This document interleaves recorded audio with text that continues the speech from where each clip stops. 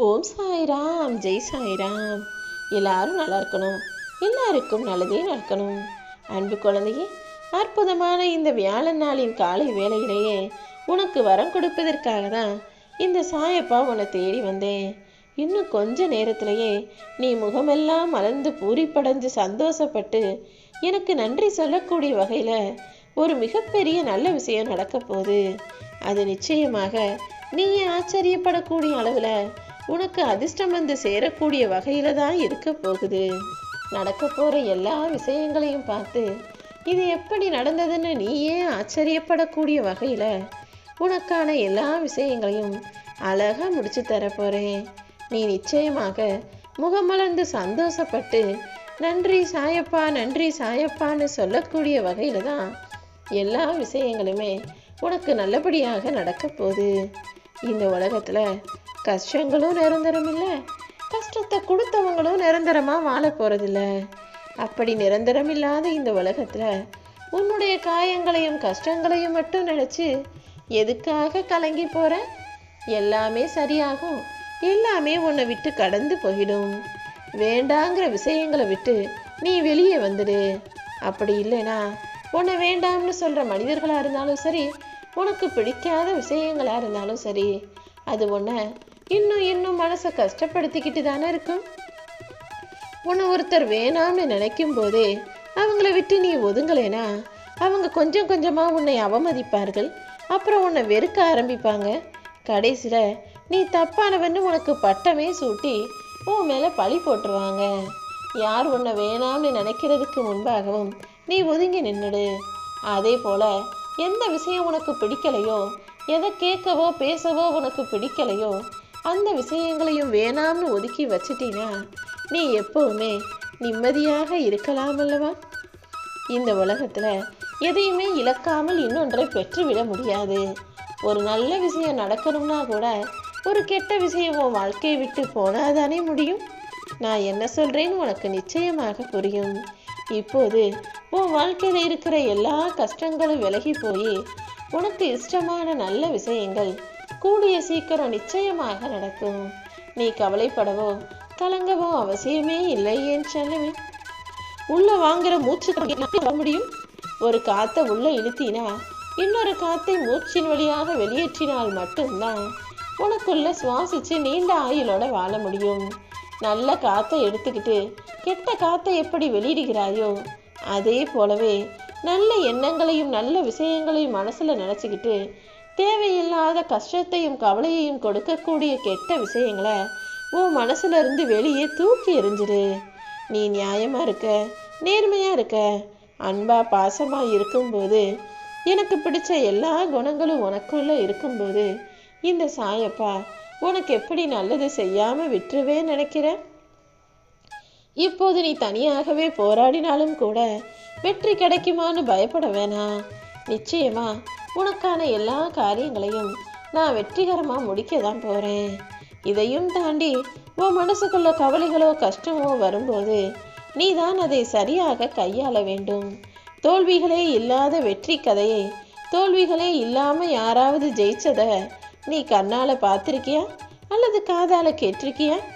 எல்லா மனிதரும் ஆரம்ப காலத்துல கஷ்டப்பட்டு தான் அதுக்கப்புறம் நல்ல நிலைமைக்கு வந்தேன்னு சொல்றத நீ பலமுறை கேட்டிருப்பாய் தானே? இப்போதும் அப்படிதான். இத்தனை நாளா கஷ்டப்பட்டு கவலைப்பட்ட உன் வாழ்க்கையில இப்போது உன் இஷ்டத்துக்கு எல்லா விஷயங்களையும் நல்லபடியா சந்தோஷம் தரும் விதத்துல இந்த சாயப்பா நடத்தி கொடுக்கதான் இந்த வியாழன் நாள்ல உன்னை தேடி வந்திருக்கேன். நான் கொடுக்கக்கூடிய இந்த வரம் என்பது உன் வாழ்க்கையில அதிர்ஷ்டத்தை கொண்டு வந்து சேர்க்கக்கூடியது. இனிமே நீ நினைச்ச எல்லா காரியங்களும் நிச்சயம் நல்லபடியாகவே நடக்கும். எப்பவுமே அடுத்தவங்களுடைய குறைய சுட்டி காட்டிக்கிட்டு அதிலேயே கண்டுபிடிக்கிறதுக்கு நேரம் செலவழிக்காம உன்னுடைய குறை நிறைகளை தேர்ந்தெடுத்து தெரிஞ்சுக்கிட்டு அதை சரி செய்யறதுக்கு நேரம் செலவழி. வெற்றிக்கும் தோல்விக்கும் ஒரு சின்ன வித்தியாசம்தான் இருக்கு. எந்த விஷயமா இருந்தாலும் கடமைக்கு செய்யணுமேனு செஞ்சினா அது தோல்வி. கடமையா நினைச்சு சரியா செய்யணும்னு நினைச்சு ஆசையா பண்ணினா அது நிச்சயமாக உனக்கு வெற்றியை தான் கொடுக்கும்.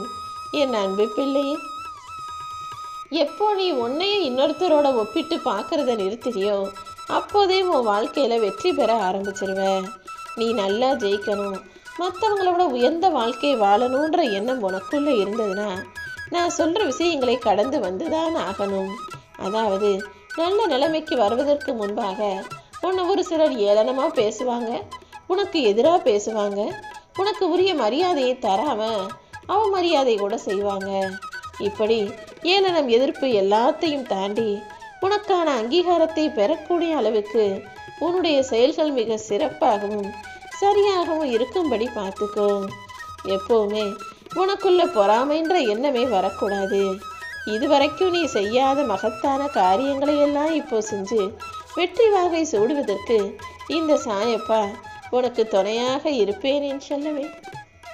சும்மாவே உட்காந்து துருப்பிடிச்சு தேஞ்சு போறதை விட நல்லா உழைச்சி வேலை செஞ்சு முன்னேறி வர்றதுங்கிறது ரொம்ப நல்ல விஷயம்தானே. உனக்கு தேவையான எல்லா வலிமையும் உனக்கு தேவையான உதவிகளையுமே கூட இந்த சாயப்பா உனக்குள்ளேயே கொடுத்து வச்சிருக்கேன். வேறு என்ன யாருக்கிட்ட இருந்து எதை எதிர்பார்க்குற? எல்லாமே உனக்குள்ள இருக்குன்னு நீ முழுசா நம்பு. உனக்கான எல்லாத்தையும் இந்த சாயப்பா செஞ்சு தருவேன்னு முழுசா நீ என்னை நம்பும்போது எல்லாமே சரியாயிடும். உன் வாழ்க்கைக்கு வழிகாட்டும் தெய்வமாகவும் நானே இருப்பேன் என் செல்லமே. நீ பட்ட கஷ்டத்தை விட கஷ்டப்பட்ட நாளில் உனக்கு கிடைச்ச அனுபவம் தான் சிறந்தது. வெற்றிகளை சந்திச்சவன் இதயம் ரொம்ப பூ போல மென்மையா இருக்கும். அவனால் ஒரு சின்ன கஷ்டத்தை கூட தாங்க முடியாது. ஆனால் நீ அப்படி கிடையாது. நிறைய தோல்விகளை சந்திச்சு உன் இதயம் என்பது இரும்பை விட வலிமையாக இருக்கு. அப்புறம் ஏன் சின்ன சின்ன விஷயங்களுக்கெல்லாம் கவலைப்படுற? நீ பிறந்ததுலேருந்து இதுவரைக்கும் கொஞ்சம் கூட கஷ்டப்படாம தான் வாழ்ந்துட்டியா என்ன? எவ்வளவோ கஷ்டங்களோட சந்திச்சு போராடி எதிர்த்து வாழ்ந்து வந்த ஆள் தானே நீ. இப்போ மட்டும் ஏன் இதை பெரிய பிரச்சனைன்னு நினைக்கிற? இப்போ உன் வாழ்க்கையில் இருக்கக்கூடிய எல்லா கஷ்டங்களும் ஒன்றுமில்லாமல் காணாமல் போகும். நிச்சயமாக நீ தைரியத்தோடு இருக்கணும். ஏன்னா நீ சாதிக்க பிறந்த பிள்ளை. எப்போதுமே தைரியமாக துணிஞ்சு நில்லு. யாரையும் முழுசா நம்பி அன்பை கொடுத்து ஏமாந்து போயிடாத. அதே நேரத்தில் யாருடையும் அன்பை பெற்றுக்கொண்டு ஏமாற்றக்கூடிய ஆளாகவும் நீ இருக்கக்கூடாது என் செல்லமே. எந்த வீட்டில் பெண்மையை கொண்டாடுறாங்களோ, பெண்ணுக்கு மரியாதை கொடுத்து அவங்க உணர்வுகளை மதிக்கிறாங்களோ அந்த வீடு நிச்சயமாக சுபிக்ஷமாக இருக்கும். பெண்ணுக்கு எந்த இடத்துல மரியாதை கொடுக்காம அந்த குடும்பத்தில் அடிமை போல நினைக்கிறாங்களோ அந்த வீடும் பால்தான், அந்த நாடும் பாலாய்த்தான் போகும். அப்படி ஆகிடக்கூடாதுங்கிறதுக்காக தான் உன் வீட்டில் உள்ளவங்க ஆணோ பெண்ணோ அவங்களுக்கு மதிப்பு கொடுத்து மரியாதை கொடுத்து ஒருத்தருக்கு ஒருத்தர் அந்நியோன்யமாக அனுசரணையாக நல்லபடியாக புரிஞ்சு நடந்துக்கோங்கன்னு சொல்கிறேன். உற்சாகமாக இருக்க தொடங்குவது தான் நீ வெற்றிகரமான வாழ்க்கையை வாழத் தொடங்குவதற்கான முதல் அறிகுறி. எப்போவுமே உன் மனசு உற்சாகமாக இருக்கட்டும், உன்னுடைய உடல் சுறுசுறுப்பாக வேலை செய்யட்டும். நீ எதை நினைக்கிறியோ அது எல்லாத்தையுமே உனக்காக இந்த சாயப்பா நிச்சயமாக நடத்தி கொடுப்பேன். உன்னை வலிமையுடையவன் நீ நினைச்சினா நிச்சயம் பலமுள்ள ஆளாக வெற்றி பெறுவாய். இல்லை எனக்கு பலமே இல்லை, நான் ரொம்ப சோர்ந்து போயிருக்கேன்னு உன்னை பலவீனமான ஆளாக நீ நினைச்சினா இன்னும் இன்னும் சோர்ந்துதான் போவாய். தைரியமாக இரு. உனக்கு துணையாக இந்த சாயப்பா எப்பொழுதுமே இருப்பேன்.